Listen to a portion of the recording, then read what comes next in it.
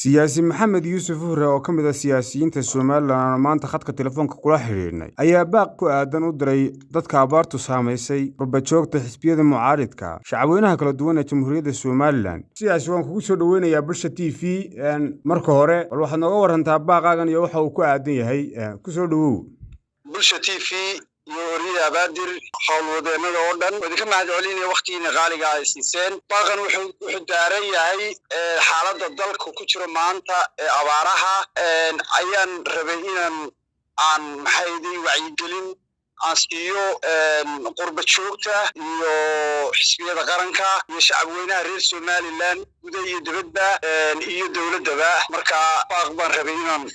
إنه يداغو حالة عبارة dalka ku tirtay sidaan dadku ogeyn صح ugu horeysa waxay tahay mid baan leeyahay qurba joog reer Somaliland meel kasta joogan ama America ha noqoto ama Europe ha noqoto iyo dalalka kaleba war waxay leenahay dadkeenu way baqtiyayaan abaaro baahsan oo dawladii ka awood badan oo maxay ahayd ayaa ka jirta dadkeenu macluul bay baqtiyayaan macluul haraad iyo la'aan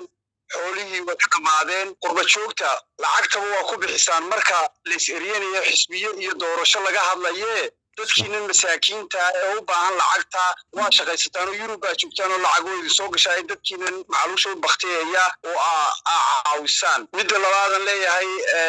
xisbiyada qaranka waxay tahay saddexda xisbi qaran dadka doonaysaan in maxay ahayd bariye ay diin codeeya waxaan maqli jiray wana ma arki jiray goolkii gudinta goorma loo baahdaa waa marka reerku degaya ayaa loo baahdaa gudinta iyo angoolka si fiican inta kale meel marka reerku dego guuro ay u baahan goolka soo saaraa si ooga soo jiro lagu cadaadiyo gudintan markaas dhinta xerada lagu oodaa wariyo noqon dadku xooluhu dadku ay noqonin hangoolka marka loo baahdo loo tagaye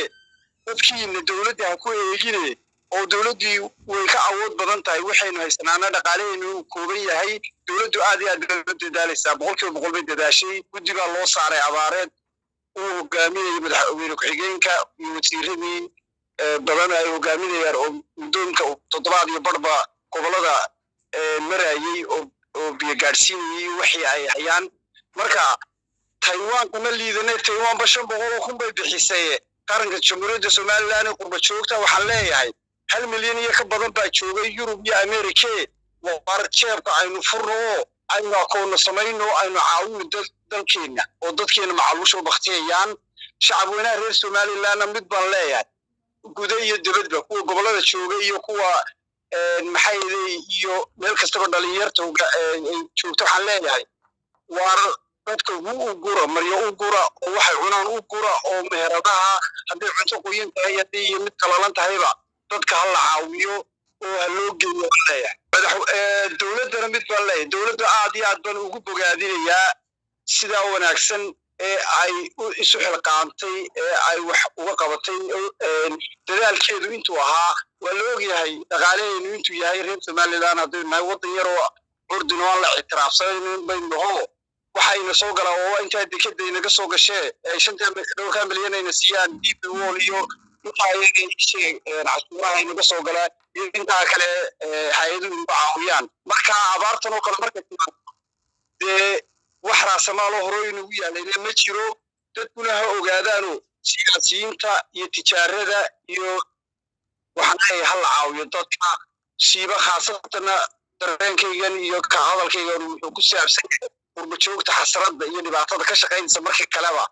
marka abaara iyo dhibaatada oo kala timaadana aamusay ee aan u hadlaya jirin ee aba yaraatay hadalkaaga ma la oran karaa odaygu maadaama dhawaan iska cashishay xilka dawladdu haysay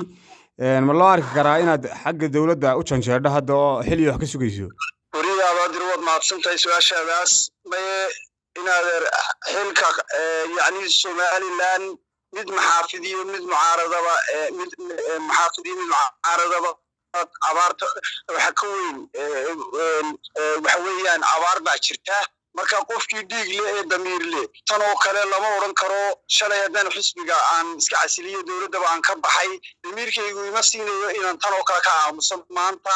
madaxweynahana iyo dowladdiisana wuu ku bogaadinaya sida wanaagsan ee uu dabaqay ee uu wado ee guddida ugu saaray ee dadka abaarta weliba 8% gobolada bariya uu hadda ay hawsha u wado. aad iyo aad baad mahadsantahay siyaasi baan leeyahay kaasi wuxuu ahaa siyaasi maxamed yuusuf hurre oo ka mid ah siyaasiyiinta jamhuuriyadda somalilan siyaasi waan kaaga mahad celinaynaa waqtiga muhiimka ee aadna siisay iyo weliba talooyinka wanaagsan ee aad u soo gudbisay dadka qurba joogta iyo dhammaanba shacabka somalilan aad baan kaaga mahad celinaynaa. aad baa mahadsantihiin. Assalaamu calaykum waraxmatullaahi wabarakaatuh. maxamuud abaadir bulsha TV hargeysa.